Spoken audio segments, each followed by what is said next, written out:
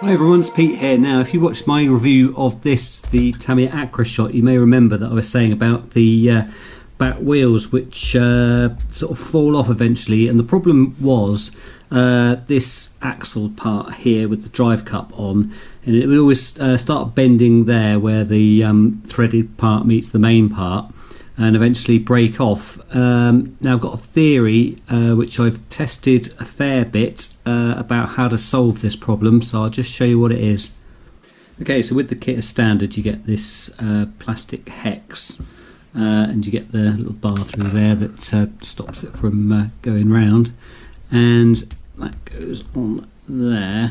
Now my theory is that just being plastic and not being actually screwed to this bit, it can sort of move slightly. So when you've got the big wheel on there, it kind of moves, which, because it's attached to the threaded bit, the wheel's attached by the bolt to that, it can sort of like put strain on this threaded bit here.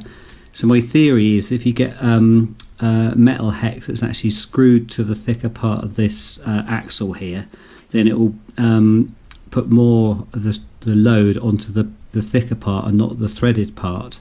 Now I'll just show you the metal one that I've got. Okay, so I've got these metal ones off eBay, very cheap.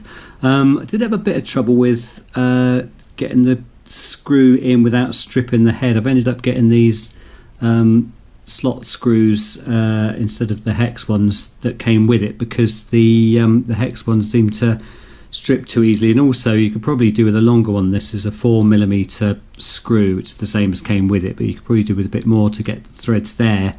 And also what I did, because they were not so effective at closing the gap there to clamp it onto the part of the axle there, so I've used a mole grip to sort of squeeze that onto there, and then just sort of use the screw to sort of finish up. But that's sort of quite well locked onto there, and I just think it's going to put the strain onto this thicker part of the axle. And I have tested it quite a bit, and it hasn't broken or bent yet.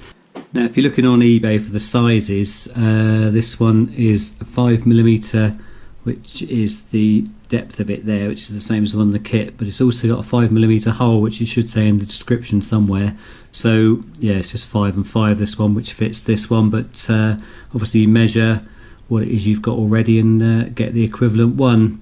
Now these came from China, so they're very cheap, and I did have, let's say, a bit of issue with the threads and everything, so you know, just be aware it's a cheap thing, and there might be better versions of these about, but I've sort of got these to work. Yeah, and it seems to be an improvement.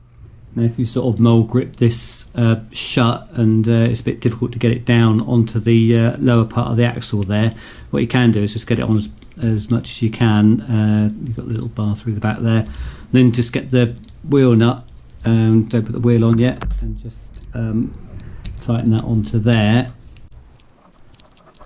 and that seats it nicely onto the end there. And obviously take that off and get your wheel on. Now this kit came with the plastic drive cup with the metal axle, but should work the same for the ones which are all metal, as long as you get the right size.